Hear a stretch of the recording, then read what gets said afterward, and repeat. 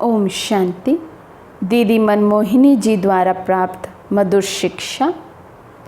दीदी जी कहते, हर बात में पहले अपना दोष निकालना है, तब परिवर्तन और उन्नति संभव है। जैसे दीदी जी के लिए ये बहुत प्रसिद्ध है। यदि दीदी किसी को समझानी देते थे किसी भी विषय में, तो पहले उस बात को स्वयं में धारण करते थे दीदी, प्रैक्टिकल लाइफ में अपने लेकर आते थे और फिर किसी को समझानी देते थे। जब तक वो बात दीदी के जीवन में नहीं होती थी, दीदी उनकी उस बात की समझानी नहीं देते थे। तो इसलिए दीदी आज हमें समझा रहे हैं कि हम हर बात में पहले स्वयं को चेक करें कि जो दोष, जो कमी मुझे दूसरी आत्मा में नज़र आ रही है, कहीं वो मुझ में भी तो नहीं है।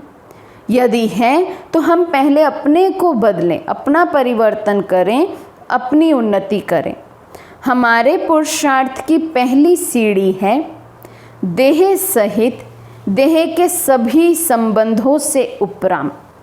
पुरुषार्थ की पहली सीढ़ी दीदी जी क्या बता रहे हैं? देह सहित देह के सब संबंधों से हम उपराम हो जाएं। लेकिन अभी तक इसी सीढ़ी पर कई तो चढ़े ही नहीं हैं। दीदी जी भी बाबा की तरह हम सब का रिजल्ट बता रहे हैं। हम सब कहते हैं हम पुरुषार्थी हैं, हम पुरुषार्थ में लगे हुए हैं, लेकिन पुरुषार्थ की पहली सीढ़ी तो आज पता चल रही है कि पहली सीढ़ी क्या है? देह सहित देह के सर्व संबंधों को बुद्धि से निकालना है, उपराम हो जाना है देह से, देह के संबंधों से। तो अब आज अपने को हम चेक करें, क्या ये पहली सीढ़ी में चढ़ा हूँ, या अभी भी देह और देह के संबंधियों में मन बुद्धि का योग फंसा हुआ है।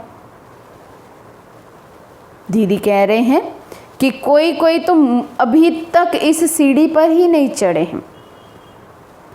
इसके लिए याद रहे कि प्रीति एक बाप से, प्रीत जो है हमारे दिल का स्नेह है, हमारे दिल का प्यार है, केवल एक बाबा से हो। और दुनिया से केवल रीति निभानी है। दुनिया से क्या निभाना? देह के संबंधियों से क्या निभाना? रीति निभानी है। जैसे कोई रिवाज निभाता है ना, फॉर्मेलिटी, जिसको अगर हम इंग्लिश में कहें, सहज रीति समझने के लिए आज के शब्द यूज़ करें तो फॉर्मेलिटी। तो जैसे कोई कोई हमारे दूर के संबंधी होते हैं, जब कहीं हमें वो कहीं फैमिली गैदरिंग में मिलते हैं, तो कई ऐसे संबंधी हमारे होते हैं जिनसे हम सिर्फ फॉर्मेलिटी के लिए बात करते हैं, फॉर्मेलिटी के लिए उनका हाल चाल पूछेंगे, बाकी उनकी लाइफ में क्या हो रहा है क्या नहीं हो रहा हमें उनसे ज़्यादा फ़र्क नहीं पड़ता है, हम डिस्टर्ब नहीं हो जाते उनके दुख से ज़्यादा कहीं। उसी तरह से बाबा कहते सर्व संबंधों के साथ आपका संबंध हो। सिर्फ एक रिवाजी तौर से हम उनको निभाएं, क्योंकि अब एक फैमिली है, एक परिवार में है, संबंध में है, तो ऐसा तो नहीं है बातचीत ही छोड़ दें, हम साथ रहना ही छोड़ दें, वो नहीं हो सकता है, वो तो बाबा की श्रीमत नहीं है। लेकिन साथ रहते हुए भी ऐसे रहें जैसे बस यहाँ तो हम इन आत्माओं के साथ अपना पार्ट बजा रहे हैं, हिसाब किताब चुकतू करने के लिए साथ में रह रहे हैं, एक फॉर्मेलिटी के लिए रह रहे हैं। बाकी प्रीत तो मेरी सिर्फ एक बाबा से है, प्रीत और कहीं हमारी बटी हुई ना हो।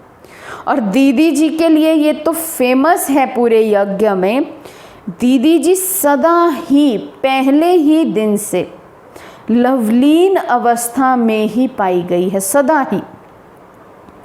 भले दीदी योग में बैठे हैं, भले कर्म कर रहे हैं, भले कोई ऑफिशियल जिम्मेवारी निभा रहे हैं, कोई मेले आदि प्रदर्शनी आदि लगे हैं, कहीं सेवा पर हैं, लेकिन स्थिति दीदी की हमेशा ही लवलीन स्थिति पाई गई है। उनकी आंखों में वो तेज था, उनकी आंखों से वो वाइब्रेशन दूसरी आत्मा को टच होते थे, ये जैसे आत्मा बाबा के लव में लीन है।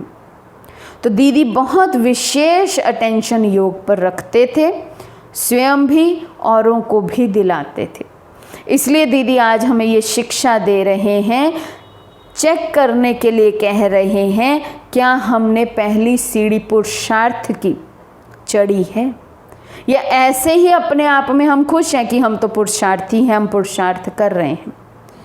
पहली सीढ़ी ही कोई नहीं चढ़ा होगा तो दूसरी तीसरी सीढ़ी कैसे चढ़ सकते हैं?